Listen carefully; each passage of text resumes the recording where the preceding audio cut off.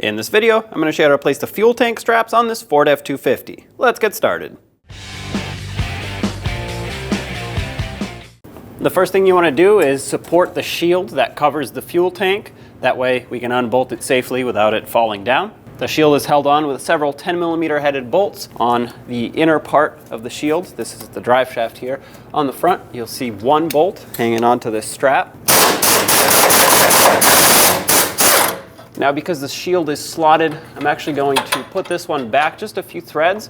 What this will allow me to do is remove it by sliding it out, but then putting it back will be a whole lot easier because you can easily line this side up without worrying about it falling off. You'll see the same bolt further back on the rear strap. Do the same thing, just loosen it up most of the way.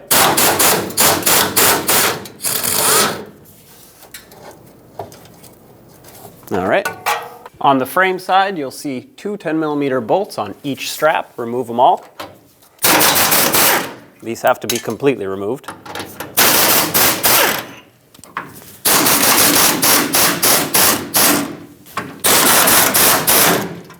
Slowly drop the shield.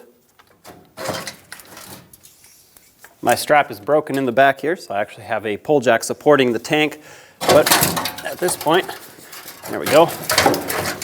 The shield should come down.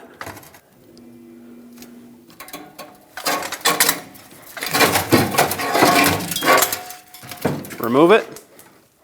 I'm going to bring my support back up onto the fuel tank.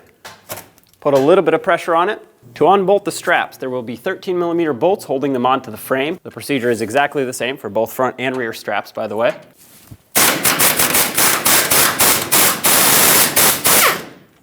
My rear strap is broken, so as soon as I pull this bolt out, this piece will fall right off. But that's okay, we're here to replace it. And the front strap, same thing.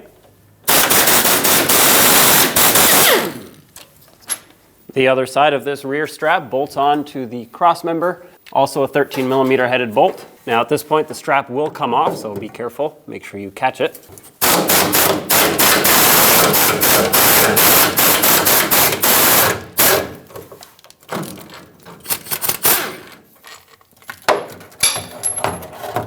And remove the front strap with this 13mm bolt over here.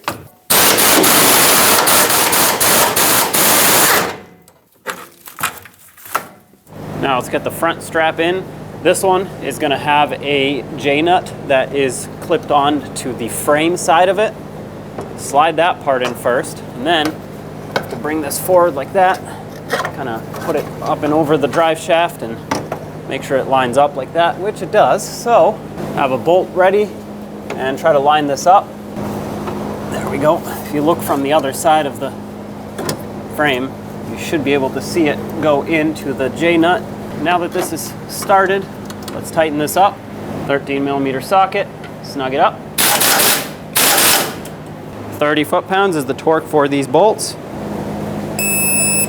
All right. On the other side, I'm using a pry bar up against the strap and pushing on the drive shaft, which obviously is not ideal, but it's the only way I have to get this to line up. Try to go on the edge of the strap so that you can have space to put in the bolt. Have it ready and thread it on. There we go. Snug this up as well. 30 foot-pounds for this one as well. All right. Take that rear strap and bring it in. This one gets clipped onto the outside of the frame on this side and of course on that cross member on the inside. All right, get this started. Once it's started, snug it up. Also 30 foot-pounds. Bring the strap up on the other side and we'll have to use a pry bar on this one.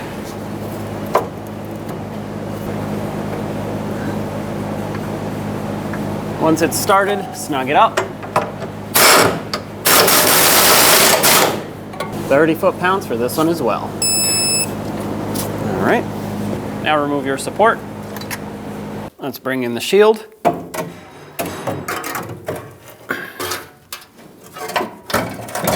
There we go. Slide it over the slotted bolts here. And have these bolts ready so you can start them in. That way the shield can stay up here. Snug these up.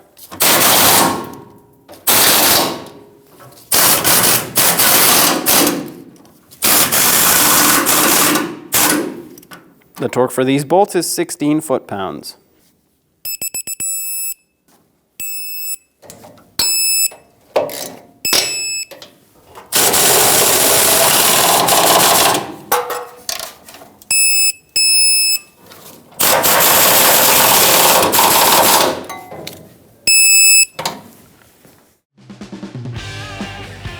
When only the best will do, demand TRQ. The only company that lets you view before you do. TRQ is committed to offering the highest quality aftermarket auto parts that are engineered for peace of mind. Thanks for using and viewing with TRQ.